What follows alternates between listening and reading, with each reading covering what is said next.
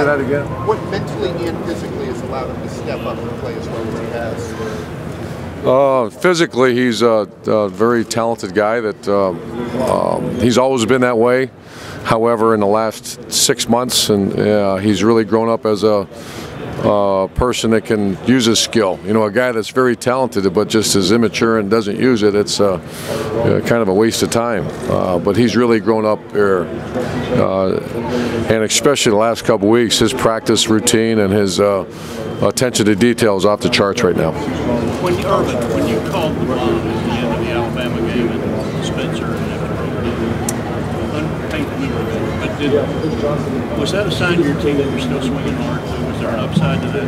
Would you comment on that whole thing? Yeah, the questions about the play call, and it was mine. You know, I could blame someone else. It was mine. I thought we could get a PI against Alabama. It was bare. No deep, you're not going to gain a yard against it. So you can say, why didn't you hand off the ball to Ezekiel? And it'd be 2nd and 12. And we did that afterwards, and we ran the quarterback a little bit. And you're not going to gain. There's no chance. Yeah, I think they'd expect that. There is no shock. I mean, we've done things before in the past where we take we're very aggressive approach to the game, where there's going after block punts, taking shots down the field, a reverse pass right before the end of the half. So I think there might be more shock on the outside, but we'll do it again. I mean, if someone says, why did you do that? We're probably going to do that again. I hope we're in that situation. Urban, do you like the look that you see from your guys? I think it's, what is it, like Thursday for you guys, practice week-wise? Do you like the look? Oh, it's been great. Yeah, it's been great. It's very uncharted waters now. We just went into these are 3 basically championship fights, one after the other. You know, you went from Wisconsin to, in particular, the last one against Alabama, extremely physical team. Our linemen shared with me that was the most physical game they played all year. You know, Michigan State was similar, just the pounding that the offensive and defensive lines take. So we were very smart how we went about our business, but I like where we're at. We're ready to go. Does this have to be a shootout division scenario? Well, I think Oregon's defense is much, especially the last few weeks, they're playing very well. And the Ohio State defense has been playing very well. You know, to do what they've done against Alabama, and because you take Alabama, our game, the offense put our defense in horrible field position several times, and then they played the best defense that we played, the best defensive football we played in the last 3 years, or maybe the last forever, not forever, but certainly since we've been there against Wisconsin. So I think the defense is for me to predict the score, I don't know that, but I think both defenses are much better than they're getting for credit for right now.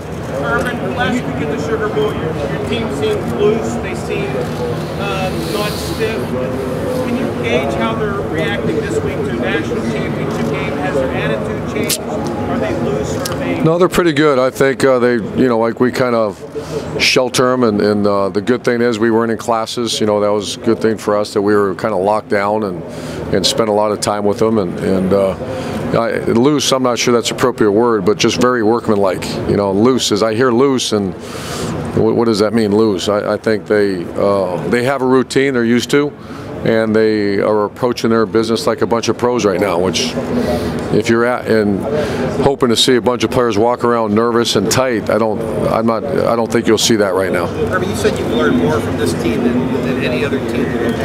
What sorts of things have they taught you? Oh, it's coach speak or cliche or whatever you want to call it, about caring for one another. I've done this 30 years. How many teams actually do that? Because it's the dynamics of college football, the different cultures that you just put in a meeting room together, the age group of nonsense from 18 to 22-year-olds, and we all want that team. And you can say, well, the coach put it together. The coaches don't put that together. You can mold it and work on it, but at the end of the day, these guys, the circumstances that they've been put in are probably never happened before. You know, where you lose your starting quarterback 10 days before, you lose a player like Noah Spence, you have Jeff Harmon. We went our first 4 games without an offensive captain. Both of them weren't playing, and Jeff finally got back, but you can't lead when you're not playing. And then obviously near the end of the season with the things we dealt with, and that's when I learned how they responded to those. It was genuine. because if it wasn't genuine, it would have surfaced. I know you don't like words like surprise, but all that and look where you're at. Yeah, I don't like surprised either, but it's a, you have to give credit and testimony or what did that. And the thing I will say this, we've spent an inordinate amount of time on leadership training. In corporate America, you do your homework, which we did. Corporations are spending millions of dollars on corporate leadership. College football is nothing more than a corporate America. Interesting dynamics, and I don't know if anyone's ever spent a dime on leadership training, and we have. We put our coaches through a 5-week program in the spring on Brotherhood of Trust. We put our players through 2 years in a row now. It's called E+R=O, how to respond to events, and I'd like to think as educators that's one of the reasons why they responded the way they did. Where does Evan Spencer fit into all that? You said the other day he was MVP. Yeah. Can you give me, with the adversity that the team had and all of that? Yeah, the question's about Evan Spencer, and I made a comment the other day that if we finish this right, he'll be a write-in captain at the end of the season.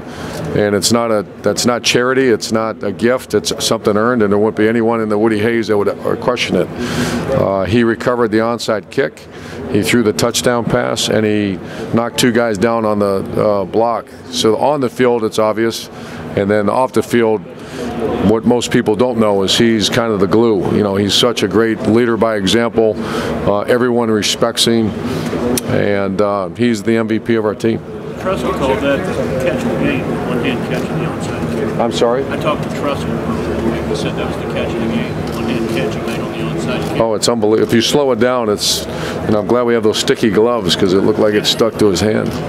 Coach, people have talked a lot about the time you spent with Rick. I think mostly when Chip was there, rather than All when Chip was there. college coaches are very free with other coaches. Did you learn anything in your time there that might help you? I think that's changed. There was a day where even we would open the doors. We don't allow people come in. We very selective because you work really hard at your trade, and I know Mark, but I don't know him like Chip. A lot of respect for Coach Helfrich and Coach Frost and just the offense. But more than offense, I went out there just because of the culture that Chip was. It was unique. I kept hearing about it, and I talked to Chip all the time. He used to go on the Nike trip with me, and we'd always go separate ourselves for a couple days, and I'm always trying to learn.